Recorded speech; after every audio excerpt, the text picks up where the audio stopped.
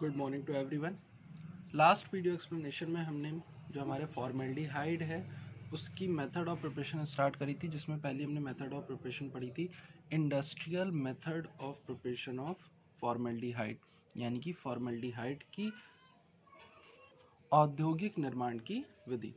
आज second method of preparation पढ़ने जा रहे हैं प्रयोगशाला विधि, यानी कि लेबोरेटरी प्रिपरेशन ऑफ मेथनॉल और फॉर्मेल्डिहाइड। देखते हैं क्या होता है हमारा मेथनॉल या फॉर्मेल्डिहाइड में, कैसे हम लेबोरेटरी से प्रिपेयर करते हैं। तो प्रयोगशाला में फॉर्मेल्डिहाइड बनाने की हमारे पास मुख्यतः दो विधि होती हैं। सबसे पहला कि दोनों ही विधियों में करना हमें सेम प्रोसीजर फॉलो करना है, सेम काम करना है, बट जो हमारे कैटलिस्ट रहेंगे, जो उत्प्रेरक रहेंगे, वो अलग अलग रहेंगे। पहली मेथड ऑफ प्रिपरेशन जो यहाँ पर लिखी हुई है आप देख सकते हैं, HCH2OH, ये एक तरह से लिखा हुआ है CH3OH, मिथाइल अल्कोहल, साथ में हाफ O2 हमने लिया हुआ है, यानी कि हम मिथाइल अल्कोहल को ऑक्सीजन के साथ क्या कराने जा रहे हैं, रिएक्ट कराने जा रहे हैं। किसकी प्रेजेंस में? प्लेटिनम एबेस्टॉस। एबेस्टॉस एक मटेरियल होता है, उसके ऊपर प्लेटिनम की कोटिंग चढ़ा देते हैं, प्लेटिनम की परत चढ़ा देते हैं, और 200 से 250 डिग्री सेल्सियस टेम्परेचर रख करके जब इसे गर्म करते हैं, यानी कि जो मेथिल अल्कोहल है वो किस में कन्वर्ट हो जाएगा, वेपर फॉर्म में, वाष्प रूप में जो है परिवर्तित हो जाएगा। जब आप इतने टेम्परेचर पर उसको हीट करोगे और वायु के मिश्रण के साथ इसको क्या करते हो, गर्म करते हो और पास कराते हो इस वाष्प को प्लेटिनम एबेस्टॉस के ऊपर से, तो आपका जो मेथाइल अल्कोहल है वो किस में परिवर्तित हो जाता है, HCHO, यानी कि मेथेनल में, फॉर्मेल्डिहाइड में कन्वर्ट हो जाता है। सेम प्रोसीजर फॉलो करना है, लेकिन अब आपको जो कैटलिस्ट लेना है वो कॉपर लेना है। एयर की प्रेजेंस में ये रिएक्शन होगी। आप क्या कराओगे, O2 से मिथाइल अल्कोहल की रिएक्शन कराओगे, लेकिन अब टेम्परेचर कितना लेना पड़ेगा, 500 से 550 डिग्री सेल्सियस।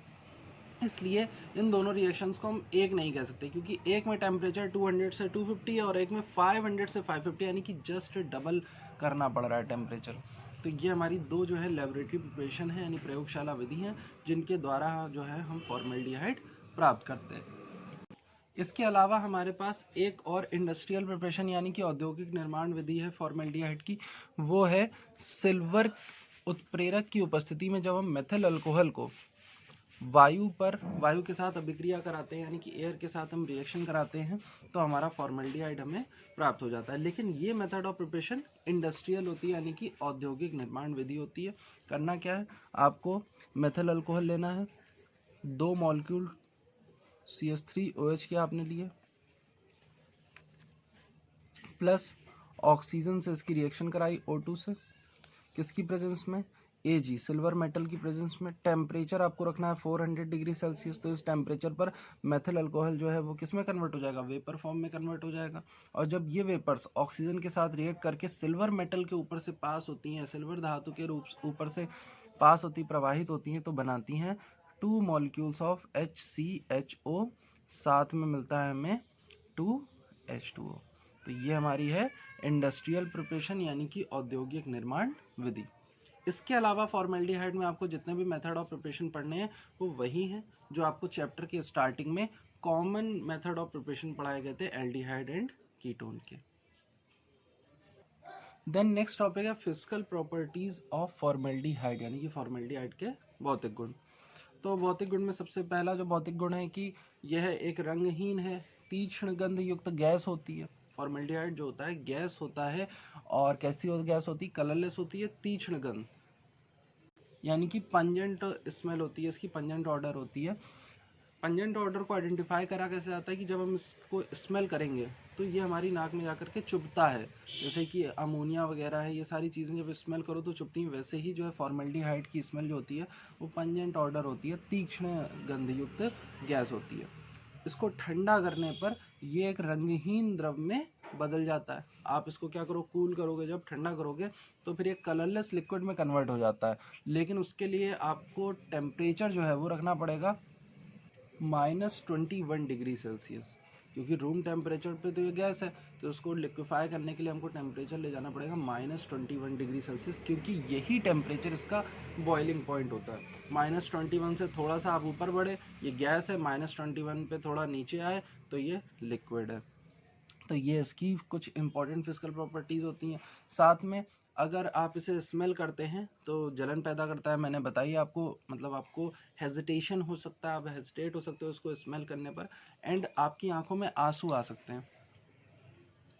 अगर जो फॉर्मेल्डिहाइड है वो ओरिजिनल है तो आपकी आंखों में इसको स्मेल करने पर क्या आ जाते हैं, आंसू। जैसे बहुत बार जब हम प्याज वगैरह काटते हैं तो उसमें से जो गैस निकलती है उसकी वजह से हमारी आंखों में जो है वो आंसू आना स्टार्ट हो जाते हैं। इसके अलावा ये जल में, अल्कोहल में और ईथर में कम्प्लीटली सॉल्युबल है, पूर्णतः क्या होता है, विलय होता है। तो ये इसकी कुछ फिजिकल प्रॉपर्टीज़ है, यानी कि भौतिक गुण है। दूसरा इसका भौतिक गुण है कि इसके जलीय विलयन को 40% जो इसका एक्वस सॉल्यूशन होता है उसका नाम होता है फॉर्मेलिन। इसको फॉर्मेलिन कहा जाता है। और फॉर्मेलिन बनता कैसे, तो उसके लिए CH2O, ये आपका फॉर्मेल्डिहाइड का ही फॉर्मूला लिखा है, देख लीजिए कैसे, HCHO, तो CH2O। और जब इसका एक्वस सॉल्यूशन बनाया जाता है तो ये कन्वर्ट हो जाता है CH2OH के होल ट्वाइस में। ये जो रिएक्शन होती है ये रिवर्सिबल है, यानी कि उत्क्रमणीय अभिक्रिया है, दोनों एक दूसरे में परिवर्तित हो सकते हैं। तो ये हमारा पूरा क्या होता है, फॉर्मेलिन का फॉर्मूला होता है, फॉर्मेलिन में परिवर्तित हो जाता है। लेकिन उसके लिए हमारे फॉर्मेल्डिहाइड का जो कॉन्सेंट्रेशन रहना चाहिए वो रहना चाहिए 40%, यानी 40% जो है सांद्रता रहनी चाहिए। केमिकल प्रॉपर्टीज जो है फॉर्मेल्डिहाइड की वो आपको पढ़ाई जा चुकी हैं, तो रासायनिक गुण आपको अलग से नहीं पढ़ने, जो इससे पहले पूरे एल्डिहाइड के आपको पढ़ाए गए थे वही आपके जो है इसके भौतिक गुण रहेंगे। अब चलते हैं हमारे नेक्स्ट कंपाउंड की तरफ, जिसका नाम है एसिटल्डिहाइड। तो नेक्स्ट कंपाउंड है हमारा एल्डिहाइड में एसिटल्डिहाइड, जिसका हमें मेथड ऑफ प्रिपरेशन पढ़ना है।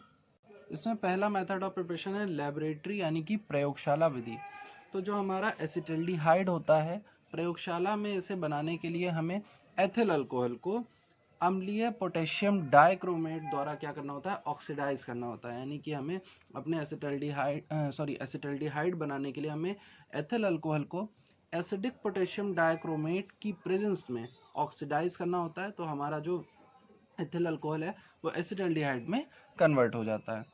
अब एसिडिक पोटेशियम डाइक्रोमेट कैसे बनाएंगे, मैं पहले भी बता चुका हूँ कि जब आपसे कहा जाए कि एसिडिक बनाइए, बेसिक बनाइए, तो जिस कंपाउंड का आपको नाम बताया जा रहा है उस कंपाउंड का सॉल्यूशन आपको एसिड में बना लेना है। एक टेस्ट ट्यूब लीजिए, टेस्ट ट्यूब में थोड़ा सा जो है पोटेशियम डाइक्रोमेट डालिए, ऑरेंज कलर का ये कंपाउंड होगा, इसमें फिर आपको 3 to 4 ड्रॉप जो है एसिड की डालनी होंगी, उसको पूरा डिज़ोल्व करना होगा। जब पूरा डिज़ोल्व हो जाए, तो नहीं होता अगर कम्प्लीटली डिज़ोल्व, तो आप थोड़ी और जो है उसमें एसिड आपको लेना होगा, H2SO4 सल्फ्यूरिक एसिड, उसमें आप डालेंगे टेस्ट ट्यूब में, उसको शेक करेंगे, तो जो आपका सॉल्यूशन मिलेगा वो होगा एसिडिक पोटेशियम डाइक्रोमेट, यानी कि अम्लीय पोटेशियम डाइक्रोमेट। और इस मिश्रण की सहायता से, इस मिक्सचर की हेल्प से आपको अपने एथिल अल्कोहल को क्या करना है, ऑक्सीडाइज करना है। रिएक्शन क्या होती है देख लीजिए। तो ऑक्सीडाइज करने के लिए, यानी कि ऑक्सीकृत करने के लिए, सबसे पहले जब हमारा पोटेशियम डाइक्रोमेट और सल्फ्यूरिक एसिड आपस में रिएक्ट करते हैं तो वो बनाते हैं नवजात ऑक्सीजन, यानी कि नीसेंट ऑक्सीजन। कैसे, तो ये हमने लिख लिया यहाँ पे फॉर्मूला, K2Cr2O7 प्लस 4 मॉलिक्यूल लेते हैं हम H2SO4 के, 4H2SO4। जब ये आपस में रिएक्ट करते हैं तो सबसे पहले K2SO4 बनता है, पोटेशियम सल्फेट, फिर बनता है Cr2SO4 का होल थ्राइस। तो ये दो सॉल्ट बन जाते हैं पोटेशियम सल्फेट और क्रोमियम सल्फेट के। साथ में हमें मिलता है 4H2O, 4 मॉलिक्यूल वाटर के निकलते हैं और 3 मॉलिक्यूल जो हैं वो नीसेंट ऑक्सीजन के निकलते हैं। तो ये पहली रिएक्शन कंप्लीट होती है। फिर इसके बाद ये जो नीसेंट ऑक्सीजन है ये जा करके रिएक्ट करती है हमारे एथिल अल्कोहल से। तो यहाँ हमने ले लिया CH3 CH2OH और इसकी रिएक्शन कराई हमने नीसेंट ऑक्सीजन से। ये रिएक्शन जब कंप्लीट होती है भाई, एक मॉलिक्यूल जो है एथाइल अल्कोहल का, उसको ऑक्सीडाइज करने के लिए एक नीसेंट ऑक्सीजन, एक नवजात ऑक्सीजन की आवश्यकता होती है। तो यहाँ पर हम ये रिएक्शन कंप्लीट कराते हैं तो ये बन जाता है CH3CHO और साथ में H2O जो है वो निकल जाता है। अब इस रिएक्शन को एक साथ कंप्लीट लिखने के लिए हमें करना क्या होता है, कभी भी रिएक्शन में ये दिखाते नहीं है, जो नीसेंट ऑक्सीजन है शो नहीं किया था। क्यों, क्योंकि आपने क्या किया, आपने ये अलग से तो लेना नहीं होता, आपको अलग से तो ये मिलता नहीं है, तो हम रिएक्शन दिखाएं क्यों, इसको रिप्रेजेंट क्यों करें। मतलब लेबोरेटरी में आपको ये रिएक्शन होते हुए नहीं दिखेगी। जब ये दोनों आपस में रिएक्ट करेंगे तो अपने आप ही उसमें नवजात ऑक्सीजन निकलेगी, और जब आप उसमें एथाइल अल्कोहल अपना ऐड करेंगे टेस्ट ट्यूब में तो ये नवजात ऑक्सीजन, ये नीसेंट ऑक्सीजन, इसे ऑक्सीडाइज कर देगी। तो फाइनली हमें क्या करना है, इसको हटाना है। तो यहाँ पर 3 मॉलिक्यूल हैं राइट हैंड साइड पर, तो इसको भी 3 मॉलिक्यूल बनाने के लिए इस पूरी रिएक्शन में क्या कर लेते हैं, 3 से इनटू कर लेते हैं। तो जब 3 से इनटू करते हैं और इन दोनों रिएक्शंस को कंबाइंड करके लिखते हैं, एक साथ हम लिखने जा रहे हैं। रीज़न समझिएगा कि क्यों। हमने कहा ना कि इसे हमें शो नहीं करना है मेन रिएक्शन में। तो जब आप कंबाइंड करके लिखेंगे तो अब इसके 3 एटम हो गए लेफ्ट हैंड साइड पे, 3 राइट हैंड साइड पे, तो ये जो है वो कट जाता है। ये मैंने पेंसिल से इसे कट कर दिया। तो कंप्लीट रिएक्शन हमें क्या मिली, अब इनको ऐड कर लीजिए। तो हमें मिली K2Cr2O7 plus 4H2SO4 plus 3 molecule CH3CH2OH के, और इन तीनों ने जब आपस में रिएक्ट करी तो ये बनाया K2SO4 प्लस Cr2SO4 का होल थ्राइस प्लस 4। अब देखिए 4H2O यहाँ थे और 3H2O यहाँ से, तो टोटल H2O कितने हो गए, 7H2O। 7H2O plus 3CH3CHO। ये रिएक्शन जो है हमारी कंप्लीट होकर के हमें मिल जाती है। ये हमारी पूरी कंप्लीट रिएक्शन है, जिसके थ्रू हम लेबोरेटरी में यानी कि प्रयोगशाला में जो हमारा एसिटल्डिहाइड है उसका निर्माण करते हैं। किसकी सहायता से, एथाइल अल्कोहल की सहायता से। नेक्स्ट मेथड ऑफ प्रिपरेशन है इंडस्ट्रियल मेथड ऑफ प्रिपरेशन, यानी कि औद्योगिक निर्माण विधि। तो जिस तरह से आपने फॉर्मल्डिहाइड को सिल्वर उत्प्रेरक की उपस्थिति में इंडस्ट्री में बनाया था, यानी कि औद्योगिक निर्माण विधि में फॉर्मल्डिहाइड को सिल्वर जो आपका कैटलिस्ट है उसकी प्रेजेंस में बना रहे थे, ठीक वैसे ही हमारा जो एसिटल्डिहाइड होता है वो भी सिल्वर कैटलिस्ट की प्रेजेंस में 300 डिग्री सेल्सियस पे एथिल अल्कोहल से क्या हो जाता है, प्राप्त कर लिया जाता है। रिएक्शन देखते हैं क्या होती है कंप्लीट। तो आपको 2 मॉलिक्यूल लेने हैं एथिल अल्कोहल के। तो ये हमने ले लिया यहाँ पर 2CH3CH2OH, ये हमारा एथिल अल्कोहल है, और इसकी रिएक्शन कराते हैं हम O2 से।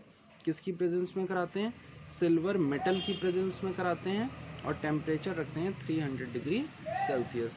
तो हमारा जो एथिल अल्कोहल है वो एसिटल्डिहाइड में यहाँ पर इस तरह से कन्वर्ट हो जाता है, साथ में जो वाटर है वो निकल जाता है।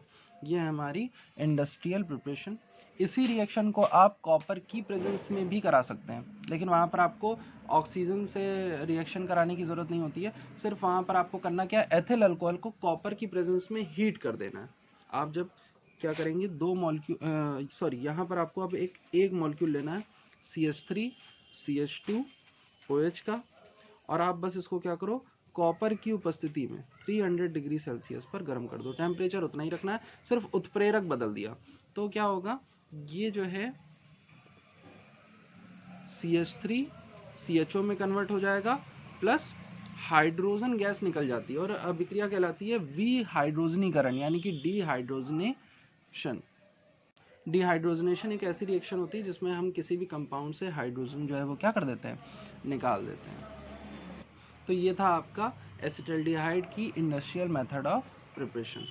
इसके अलावा अगर आपको इंडस्ट्री में यानी कि औद्योगिक निर्माण में एसिटल्डिहाइड बनाना है तो उसका थर्ड और इम्पॉर्टेंट मेथड ऑफ प्रिपरेशन है कि एसिटिलीन गैस को मरकरी सल्फेट, एक कैटलिस्ट होता है, फॉर्मूला होता है HgSO4, इसकी प्रेजेंस में 60 डिग्री सेल्सियस टेम्परेचर रख करके डाइल्यूट सल्फ्यूरिक एसिड के ऊपर से जब पास कराते हैं तो हमारी जो एसिटिलीन गैस है वो सीधे सीधे एसिटल्डिहाइड में क्या हो जाती है, कन्वर्ट हो जाती है। रिएक्शन देखिए क्या होती है।